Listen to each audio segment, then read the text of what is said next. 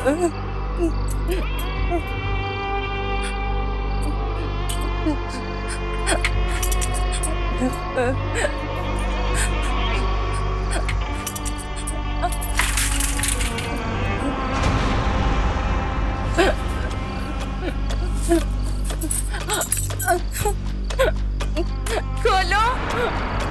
कोई खोलो, खोलो।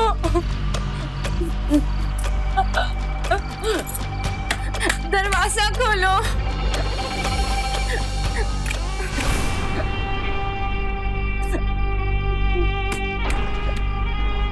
दरवाजा खोलो। सीमा, सीमा, सीमा, क्या हुआ? सीमा, क्या हुआ तुम्हें? दो दुल्हनें, एक अपने पति के साथ अपने सुहाग की सेज पर और दूसरी आधी रात को घायल अवस्था में सड़क पर भटक रही थी। क्या माजरा था?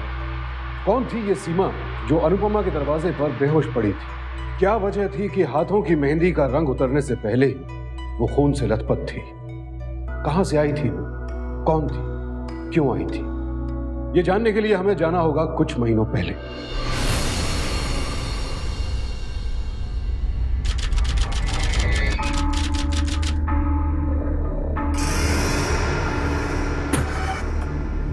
ये खाना बना है, इसे कुत्ते भी नहीं खा सकते। पर काका जी, डॉक्टर ने कहा है ना आपको कम नमक खिलाने के लिए। पता नहीं कब पीछा छूटेगा इस मुसीबत से।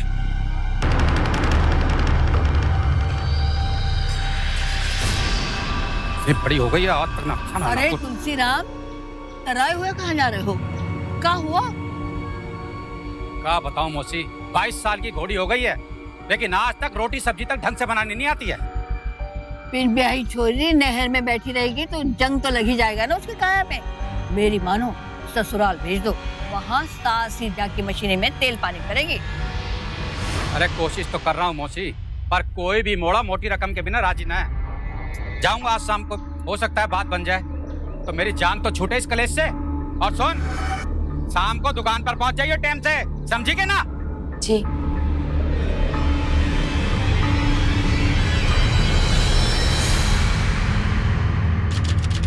कहा था शाम को टाइम से आ जाइयो, पता नहीं क्या करते रहते दिन भर घर पे बैठे बैठे। दादा, ये क्या हिसाब है? और ताजा है?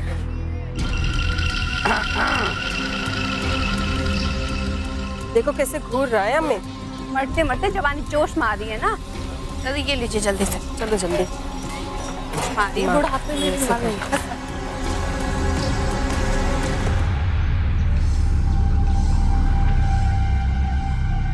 कहाँ मर गई थी?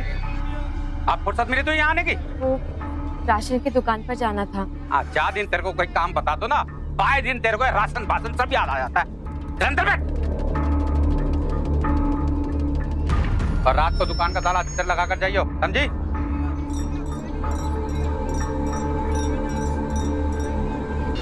अरे बधाई हो तुलसीराम, बधाई हो। अरे मैं तो तुम्हें नीरा काट का उल्लू समझती थी, मगर तुम तो बड़े चिड़ी मार निकले। बहुत बढ़िया सौदा किया, दहेज भी नहीं लाना पड़ेगा और इस बला से भी छुटकारा हो जाएगा। बड़ा पेपर ये दिमाग लगाया है। अरे मौसी, जब तक काम ना हो जाए ना, ढोल पीटने से क्या फायदा? क्यों? तो ये सब काम छोड़, अंदर जा, पाउडर वाउडर लगा के तैयार हो जा, चल। जी। अरे अब खड़े खड़े मुंह का देख रही है, जा जल्दी से तैयार हो जा, वो लोग तेरे को देखने आ रहे हैं। मुझे देखने आने वाले? अरे तो का देखना, तू तो उनको पहले से ही पसंद है, बस काका की बात समझ। वो बड़े समझदार है, बड़े दयालु है और इस उम्र में भी अपनी जिम्मेदारी निभा रहे हैं। जा जल्दी से तैयार हो जा, जा।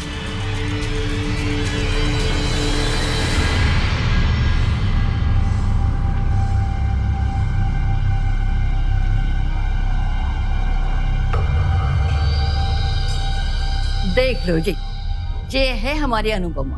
अरे इसको का देखना है, फोटो तो देख ही चुके हैं, बाकी तो तुलसीराम के बात पर बात बनी है। भाई हम तो चाहें कि शादी जे जल्दी हो जावे, ताकि आपका भी भला हमारा भी भला। अरे बहू को शगुन तो दो। जी हाँ?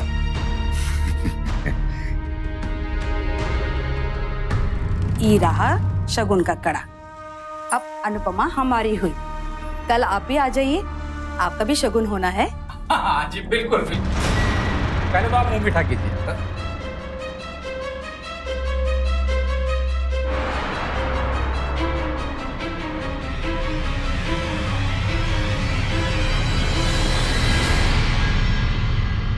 अभी तक तेरी सब्जी नहीं कटी, ये धंधा निपट जाए ना तेरा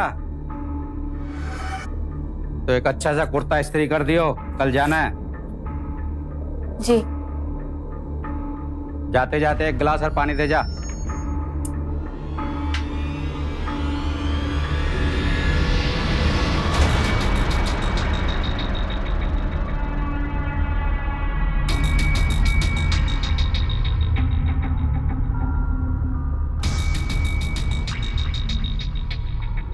ये कंगन और ये पायल,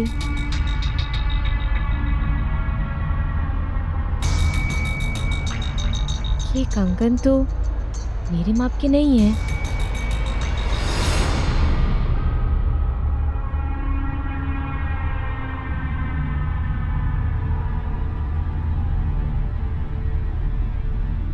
काका, वो जो कपड़े के साथ में कंगन रखे वो मेरे माप के तो नहीं है। इस घर में हर चीज तेरे काजे थोड़ी बनी है, कल शगुन में देने। शगुन? शगुन तो लड़के वाले देते हैं ना। जिस रोज तेरा भी गौतम से होगा ना, भाई रोज मेरे भी फेरे तेरी सास की भतीजी के साथ होंगे।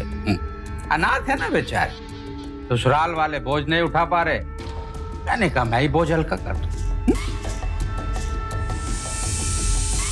ऐसा काम किया है ना कि दहेज भी ना देना पड़े और मेरा भी घर बच जाए। ये है तेरी काकी सीमा, मिले ना तो देख नमस्ते करियो। हैं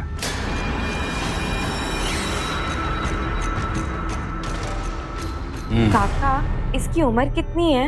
यही कोई 18-19। 18-19?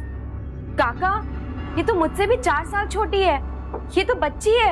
अरे बावरी हो गई है तू। जब हमारी अम्मा 18 बरस की थी ना तो के 4-4 बालक थे, 4-4।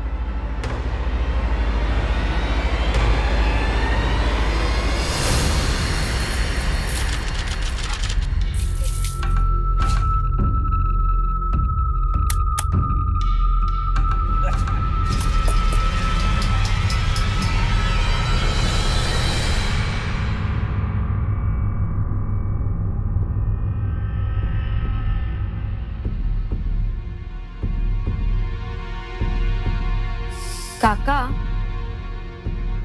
तुम सच में ब्याह करोगे? ही लो, तो ब्याह भी क्या झूठ मूठ होवे है? काका, मैं ब्याह के लिए मना नहीं कर रही, लेकिन सीमा बहुत छोटी है ना।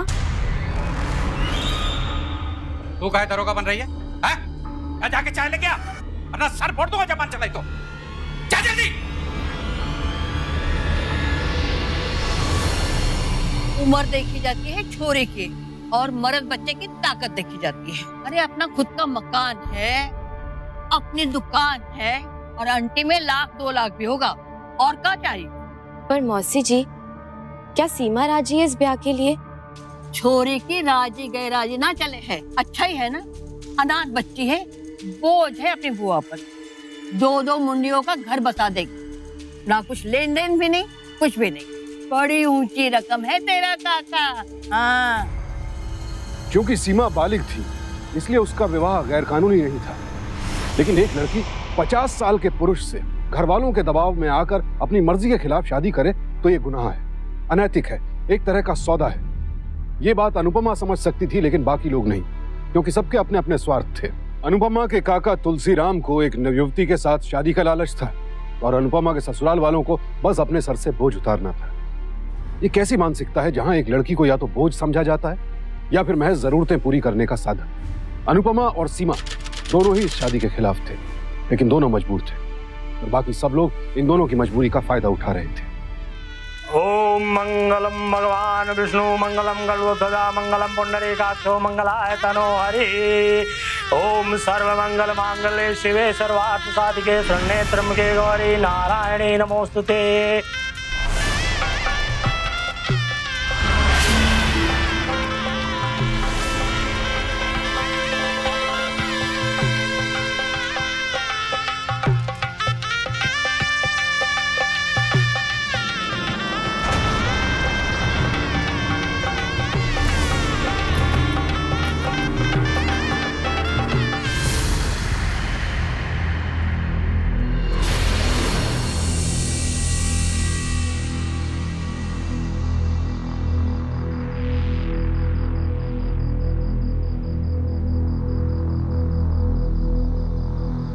चलो, रीति रिवाज तो खत्म हुए।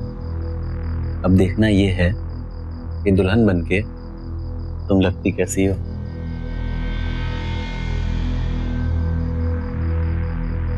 बहुत खूबसूरत। ब्याह से खुश तो हो ना?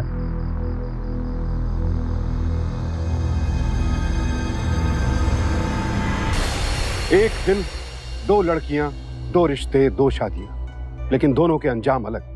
जहां अनुपमा के जीवन में शादी ने खुशियों की दस्तक दी, वहीं सीमा के जीवन में तबाही और बर्बादी ने पैर पसारे।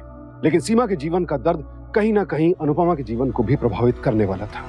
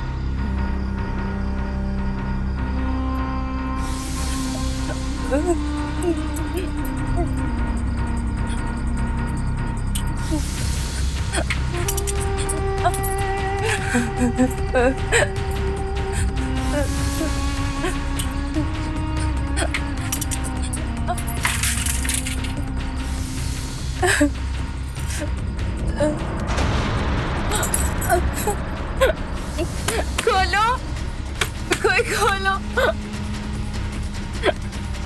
खोलो,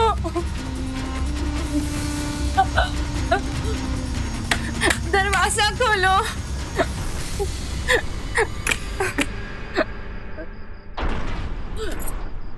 कोई खोलो, दरवाजा खोलो, दरवाजा खोलो। सीमा, सीमा, क्या हुआ? अम्मा, ताऊजी, सीमा, जल्दी आइए। सीमा, ये यहाँ कैसे? सीमा, सीमा, सीमा, क्या हो गया? सीमा, भारतीय कानून के मुताबिक तुलसीराम का यह कृत्य घरेलू हिंसा की श्रेणी में आता है। सबसे पहले तो एक लड़की का सौदा करना, उम्र में 30 साल का फासला होने के बावजूद उसकी मर्जी के खिलाफ उस लड़की से शादी करना, और फिर इस तरह की क्रूरता, इसकी जितनी निंदा की जाए कम है। लेकिन सीमा की इस हालत के लिए उसका परिवार भी बराबर का दोषी है, जिसने लड़की को बोझ समझा और सब कुछ जानते बूझते हुए उसे नर्क में धकेल दिया। और अफसोस कि जो कुछ सीमा के साथ हो रहा था वो हमारे देश में अनगिनत महिलाओं के साथ होता है। लेकिन चूंकि हमारे देश में पति द्वारा बलात्कार के खिलाफ ना तो कोई स्पष्ट कानून है और ना ही किसी तरह की सजा का प्रावधान, इसलिए पुलिस में इस बात की रिपोर्ट भी नहीं लिखी जाती। अरे तो हमें क्यों ताने देते हो? ऐसे मरत हो तुम। एक लुगाई न संभाली जावे है। देखो भैया, हमने उसे तुम्हारे पल्ले बांध दिया, अब उसे पीटो या पूजो सब तुम्हारे हाथ में है। लेकिन एक बात कान खोल के सुन लो, दोबारा हमारे घर में लौट के नहीं आनी चाहिए। देखो भैया, इसमें हमारी नाक कम, तुम्हारी नाक ज्यादा कट जाएगी, समझे? हाँ हाँ, हम समझ गए। आगे से मैं ध्यान रखूँ।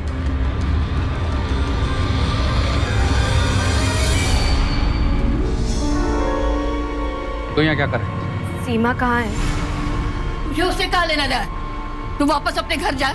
यहाँ क्या कर रही है? किसे पूछकर गई थी वहाँ? अगली बार घर की चौखट बिना पूछे पार की तो जीवन भर वही रहना, जो अपने कमरे में। भारत में आज भी तकरीबन 70% महिलाएं कभी न कभी घरेलू हिंसा की शिकार होती हैं। हर 90 मिनट में कोई स्त्री अपने पति या रिश्तेदारों के हाथों मानसिक और शारीरिक रूप से प्रताड़ित की जाती है, और यह सब उस देश में जहां औरत को देवी का दर्जा दिया गया। हालात गंभीर है और इसीलिए घरेलू हिंसा अधिनियम 2005 के तहत घरेलू हिंसा को एक दंडनीय अपराध घोषित किया गया। लेकिन फिर भी यह अपराध बदस्तूर जारी है, क्योंकि अक्सर महिलाएं अपने परिजनों के खिलाफ पुलिस में शिकायत करने से हिचकिचाती हैं। घरेलू हिंसा को शुरुआत में ही ना तो गौतम ने रोका, ना उसके घर वालों ने। सबने उससे पल्ला झाड़ लिया और अनुपमा के विरोध को भी दबा दिया गया। उसे चुप रहने के लिए मजबूर कर दिया गया। हम ये क्यों नहीं समझते हैं कि अपराध होते हुए देखकर भी खामोश रहना खुद अपराध में भागीदारी करने के बराबर।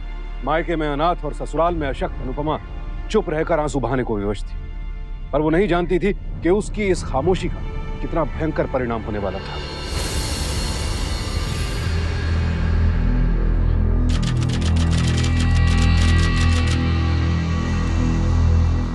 अनुपमा, अनुपमा, अनुपमा। सीमा, क्या हुआ तुम्हें? इधर।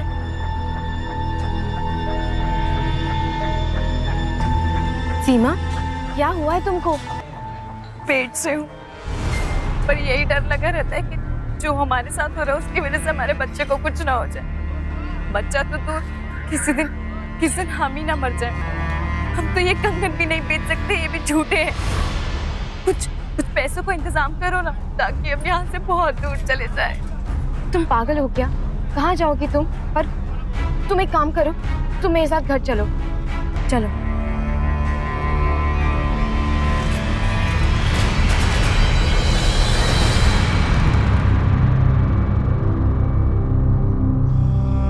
आप समझती क्यों नहीं है? माँ बनने वाली है।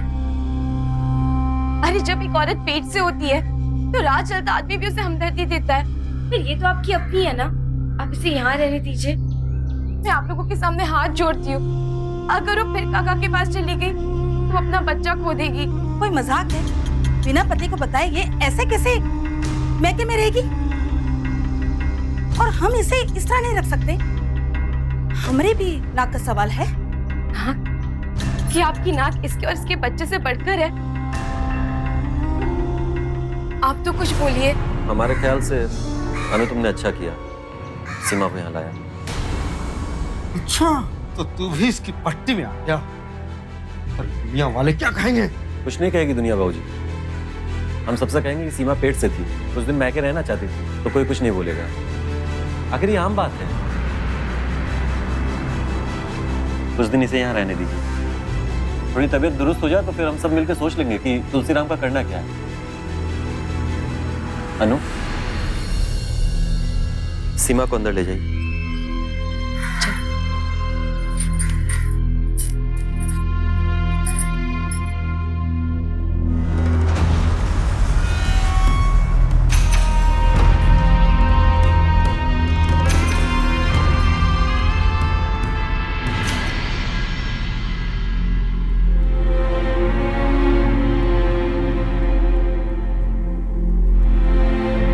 मजाक है कोई?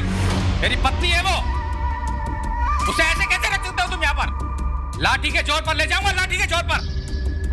वो आ गए। बहुत देखा है लाठी का जोर। बर्ताव करना भी आता लुगाई के साथ।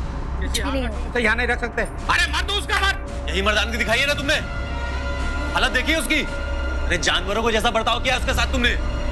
अभी उसकी तबीयत ठीक हो जाने दो, फिर मैं तुमसे बात करता हूँ। ठीक नहीं कर रहे हो तुम। अरे ठीक तो हमने पहले नहीं किया था। हमारे पल्ले बांधने से अच्छा तो फेंक दिया होता सीमा को कुएं में। अब जाओ यहाँ से, निकालो। सीमा को बुला। बहुत देखा, हिम्मत तो देखो इनकी, गर्दन ऊंची करके चले आते हैं सीमा को लेने। तुम चिंता मत करो ना, और सीमा से कह दो जब उसे कोई हाथ नहीं लगा पाएगा।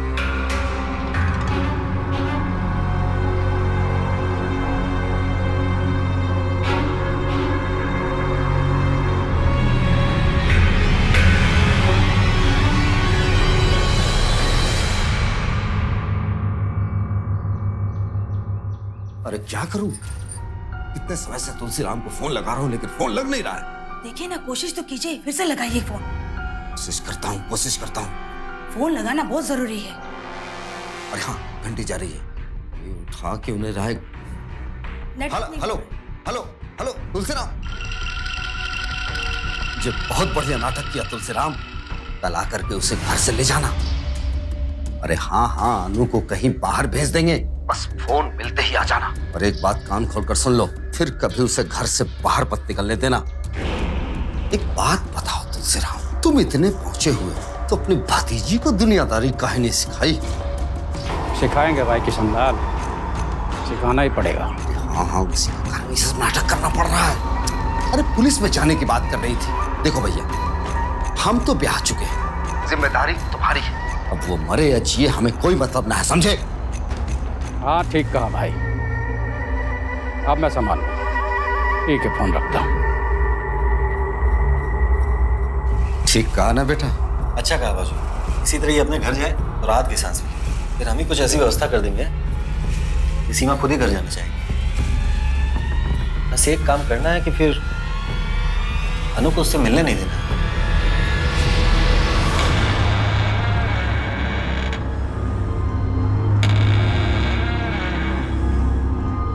सीमा,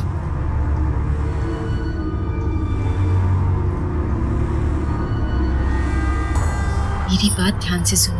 ये लोग कल तुम्हें फिर काका के पास भेजने वाले हैं, और आज इन्होंने जो भी नाटक किया, ये सिर्फ तुम्हें और मुझे गुमराह करने के लिए किया। अगर तुम अपनी और अपने बच्चे को जिंदगी देना चाहती हो तो तुम्हें कल मेरे साथ पुलिस स्टेशन चलना होगा। हम कल सुबह 5 बजे निकल जाएंगे, सबके उठने से पहले। मैं थोड़ी देर बाद आऊंगी ताकि अगर कोई भी हमें अकेला देखे और पूछे तो हम कोई भी बहाना बना सके। तुम ये सब क्यों कर रही हो?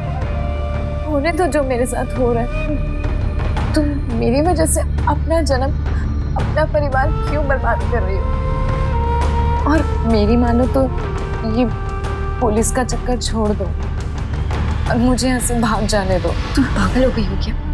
भाग जाने दो? और ऐसी हालत में कैसे जी पाओगी?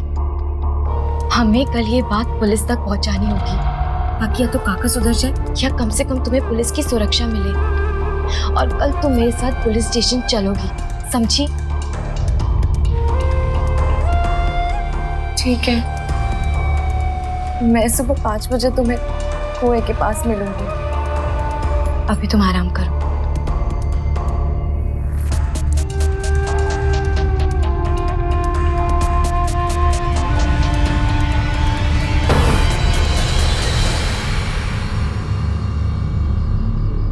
अरे अम्मा, सीमा को खीर दी?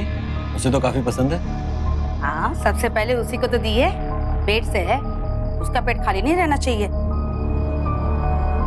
क्या हुआ अनु? अब तो सब कुछ ठीक हो गया है। सीमा भी यही है, खाना क्यों नहीं खा रही? खाना खाओ और फिर खीर भी खा लेना, जाके थोड़ा आराम कर लेना।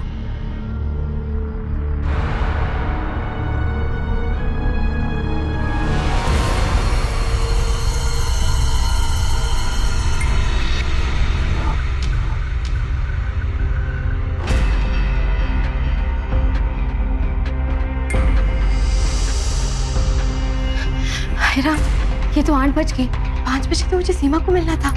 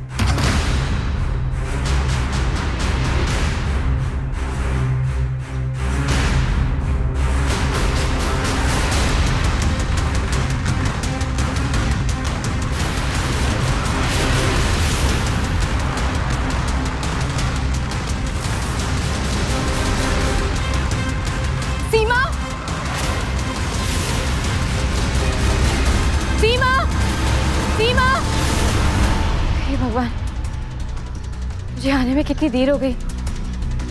पता नहीं वो कहाँ होगी।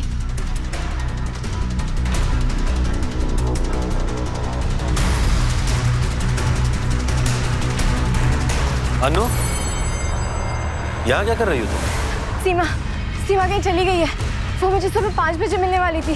सीमा क्यों मिलने वाली थी तुमसे? कहीं जाने वाले थे क्या तुम लोग?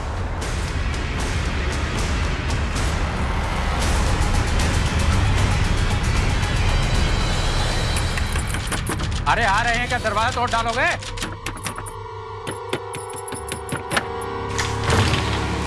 तू और यहाँ? सीमा सीमा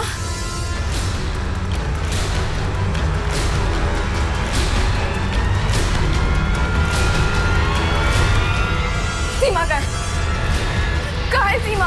मैं क्या पता? झूठ बोलते आप उसे आज आने वाले थे ना मेरे घर पे लेने के लिए। मेरी गैर मौजूदगी में क्या किया आपने सीमा के साथ? कहाँ है सीमा? कहाँ छुपा के रखा है आपने उसे? छुपाया भी या फिर मार दिया? बोलो ना क्या किया है? ना हम तेरी ससुराल गए हैं और ना सीमा को लेकर आए हैं, समझी? अनु, घर चलो, यहाँ तमाशा मत करो। तमाशा? तमाशा तो तुमने किया है गौतम। मुझे अंधेरे में रख के सीमा की जिंदगी को खराब करके।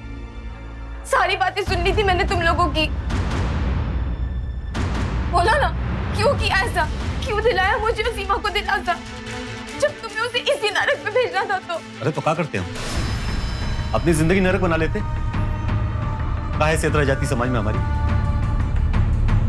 देखो अनु, सीमा यहाँ नहीं है इसका मतलब कहीं भाग गई होगी। अभी घर चल, उसके आने पे सोचेंगे क्या करना है।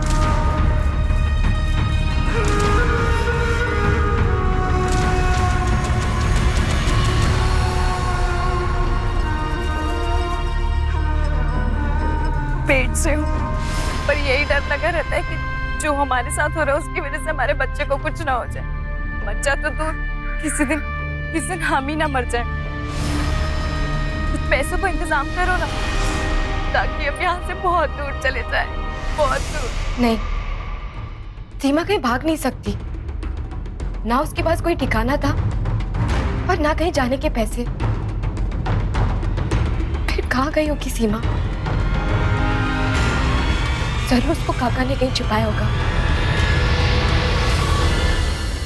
तो आप अपने ही काका के खिलाफ रपट लिखवाना चाहती हो? जी इंस्पेक्टर साहब, क्योंकि वो इंसान नहीं राक्षस है। वो जब पहली रात को सीमा घर पर आई तो हर जगह बस खून खून लगा हुआ था और उसने सीधा कहा था कि मुझे काका के पास वापस नहीं जाना।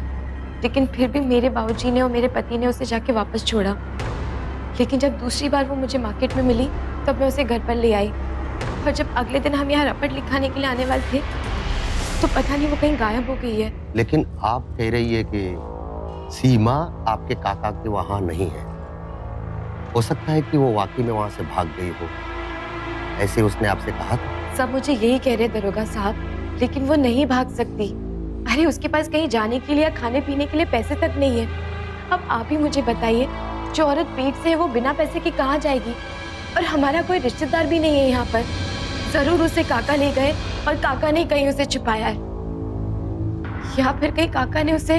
आपको उसी वक्त यहाँ आ जाना चाहिए था जब उसे पहली बार पीटा गया। मैं जानती हूँ दरोगा साहब, लेकिन मैं बहुत डर गई थी। मेरे ससुराल वाले कभी मुझे ऐसा नहीं करने देते। लेकिन अब मैं चुप नहीं बैठने वाली हूँ। अब आप ही कुछ कीजिए दरोगा साहब।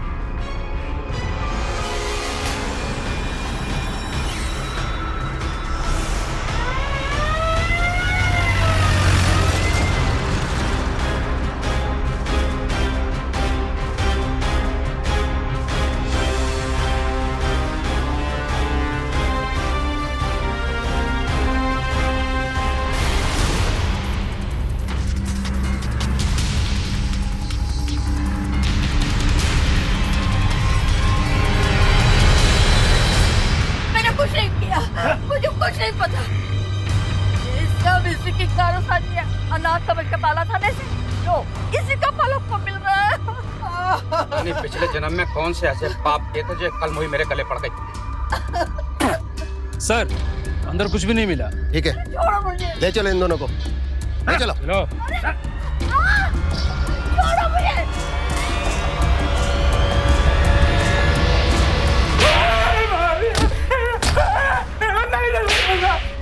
अब बता सीमा कहाँ है? सीमा कहाँ है?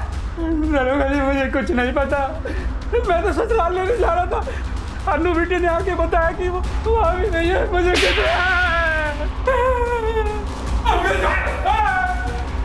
उम्र का लिहाज कर रहा हूँ, बताइए, वरना बदली हुई जिंदगी जेल में गुजारनी पड़ेगी।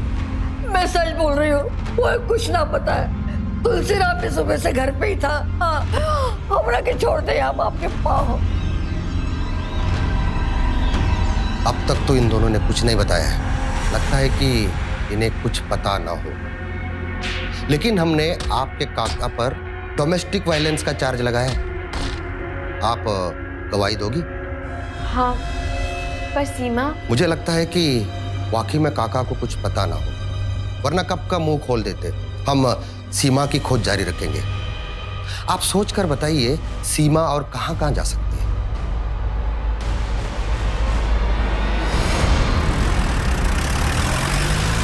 तुम्हारी हिम्मत कैसी हुई पुलिस को बुलाने की? नाक कटवा के रख दी हमारी। 7 पीढ़ियों में कभी पुलिस नहीं हमारे घर। काश पहले आ जाती तो आज सीमा हमारे साथ होती। मैंने वही किया जो मुझे करना चाहिए था। मेरे पास और कोई रास्ता भी तो नहीं था। आखिर कब तक बैठ के आपका अत्याचार देखती? बहुत हो गई तेरी समाज सेवा। हम कुछ बोल नहीं रहे, इसका मतलब ये नहीं कि सर पे चढ़ के नाचो। तू मर जाती तो ज्यादा अच्छा था। तू चल अंदर चल, देखता हूं कैसे बाहर जाती है।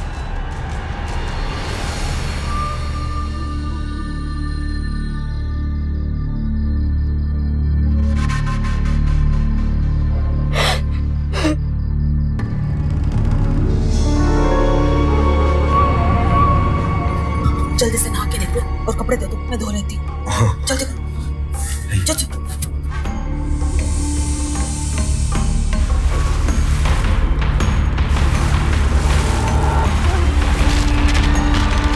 गौतम और किशन को रात में यूं छिपकर घर आते देख और फिर सुधा को फौरन उनके कपड़े धोते देखकर अनुपमा को शक हुआ कि शायद उसके काका सच बोल रहे हैं और वो वाकई सीमा के बारे में कुछ नहीं जानते, और शायद उसके ससुराल वालों ने ही सीमा को कहीं छिपा दिया है। लेकिन चूंकि अनुपमा के पास कोई सबूत नहीं था, इसलिए उसने अपने ससुराल वालों पर निगाह रखना शुरू कर दिया।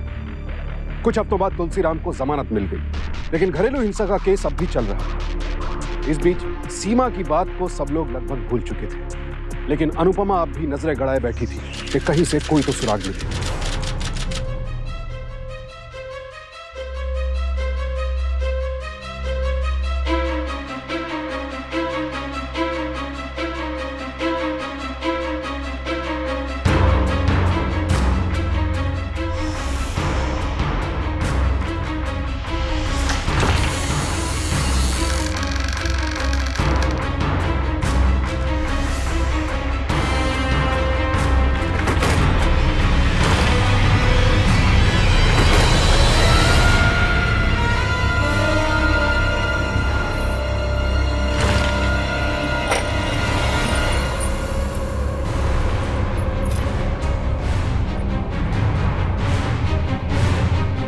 मदद करो ना, तो ये कंगन भी नहीं बेच सकते, ये भी झूठे हैं।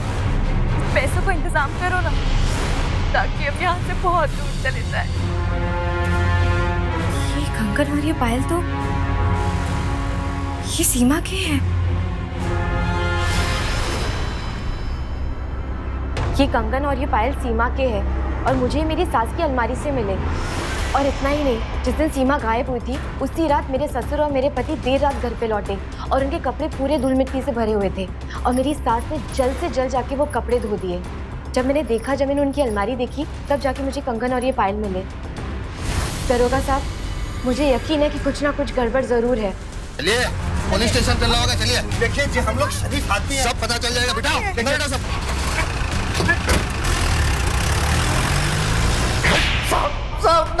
साहब, तुम लोगों ने सीमा के साथ क्या किया? आप किसकी बात पर भरोसा कर रहे हैं? मेरी बहू तो पागल है, कुछ भी बोलते रहती है साहब। अच्छा, तो सीमा के कंगन तुम्हारी बीबी के अलमारी में क्या कर रहा था? बता। मैं बताता हूँ। हमने अन्नू और सीमा की बातें सुन ली थी पुलिस के पास जाने वाली। उस रात मैंने नींद की दवाइयां दी थी अन्नू की खीर में डालने के लिए अम्मा को। फिर जब सीमा कुएं के पास अन्नू से मिलने आई तो वहां अन्नू की जगह मैं खड़ा था। सीमा को लगा कि उसकी पोल खुल गई, वो भागने लगी। मैंने उसे रोकने के लिए उसे पत्थर से मारा। उसके पेट पे चोट लग गई और वो बुरी तरह चिल्लाने लगी।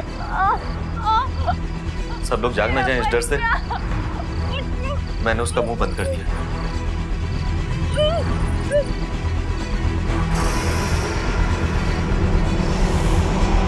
और दम घुटने से उसकी मौत हो गई। कोई जान ना जाए इस डर से मैंने उसकी लाश को एक सुनसान स्थान पर छुपा दिया और पुआल से ढक दिया। फिर उसी रात मैंने और बाबूजी ने उसकी लाश को एक गड्ढे में दफना दिया। बाबूजी लालच में आ गए और उन्होंने उसके पायल और कंगन निकाल लिए। तो इसी लालच ने तुम्हारा गुनाह सामने ला दिया। हाँ? अपराधी चाहे कितने भी शातिराना ढंग से अपराध क्यों ना करे, कोई ना कोई सबूत छूट ही जाता है और बन जाता है उसके गले का फंदा। गौतम और उसके पिता को सीमा की हत्या के अपराध के लिए आईपीसी की धारा 302 के तहत उम्र कैद की सजा सुनाई गई। सुधा को भी इस अपराध को छिपाने के लिए 5 वर्ष सश्रम कारावास की सजा सुनाई गई। अनुपमा की गवाही के आधार पर तुलसीराम को घरेलू हिंसा का दोषी पाया गया और आज वो भी अपने किए की सजा भुगत रहा है। सभी अपराधी जेल में, लेकिन एक सवाल अब भी बरकरार है कि क्यों हमारे समाज में आज भी नारी को बोझ समझा जाता है, उसके साथ गुलामों सा व्यवहार किया जाता है, सौदेबाजी की जाती है उसकी।